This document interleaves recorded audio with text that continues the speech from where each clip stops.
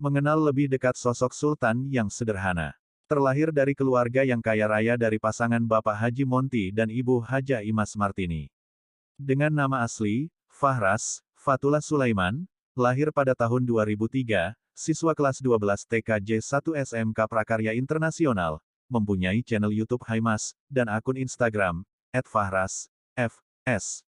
Terlahir dari keluarga yang kaya raya, dan dididik dengan akhlak yang mulia, sehingga menjadi sosok yang sangat rendah hati, mempunyai hobi fotografi, dan mempunyai cita-cita menjadi pengusaha, seperti yang disebutkan dalam acara VDVC Talk, wawancara bersama salah satu presenter kondang dari TV One, Mbak Indi Rahmawati, dan mempunyai cita-cita kuliah di luar negeri, yaitu di Swedia mengambil jurusan komunikasi.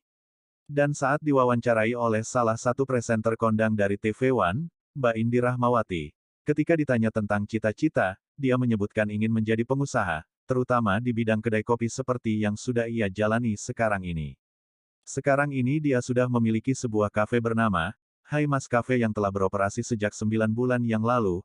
Ayahnya menceritakan, ketika dia mendirikan kafe itu orang tuanya tidak tahu sama sekali, dan orang tuanya mulai tahu ketika acara peresmian kafe tersebut.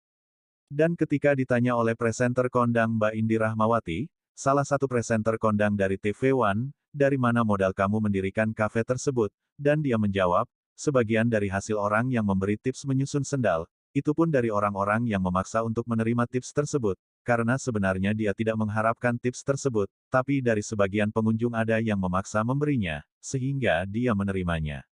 Dan ketika ditanya oleh presenter dan juga artis, Irfan Hakim, dilansir dari channel YouTube The Hakims, uang tips tersebut sebagian dibagi-bagikan kepada teman-teman yang membutuhkan, dan juga dia berikan kepada marbot masjid.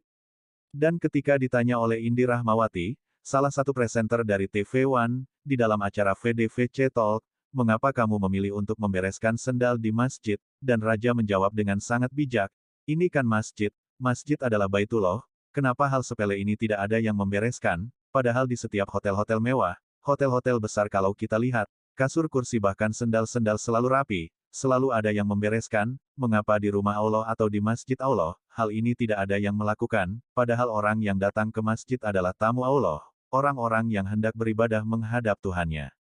Lalu dia memilih untuk melakukan membereskan sendal di masjid, karena tidak ada orang yang melakukan sebelumnya.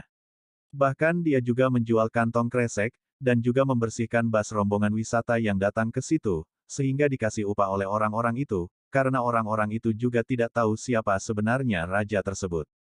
Ketika ditanya lagi oleh Mbak Indi Rahmawati, di acara VDVC Talk, sebetulnya Raja melakukan hal ini terinspirasi oleh tokoh siapakah, dan Raja menjawab dia terkagum dengan tokoh yaitu ayahnya sendiri. Lalu Mbak Indi bertanya lagi, mengapa? Karena ayahnya dengan kekurangan yang ada, yaitu lumpuh dan selalu menggunakan kursi roda, bisa melakukan hal-hal sebesar ini dan selalu mengurus Raja dari kecil sehingga sekarang ini, dan ayahnya selalu support kepada Raja atas segala kebaikan yang dia lakukan, yang penting dia selalu tawadu dan istiqomah kepada Allah.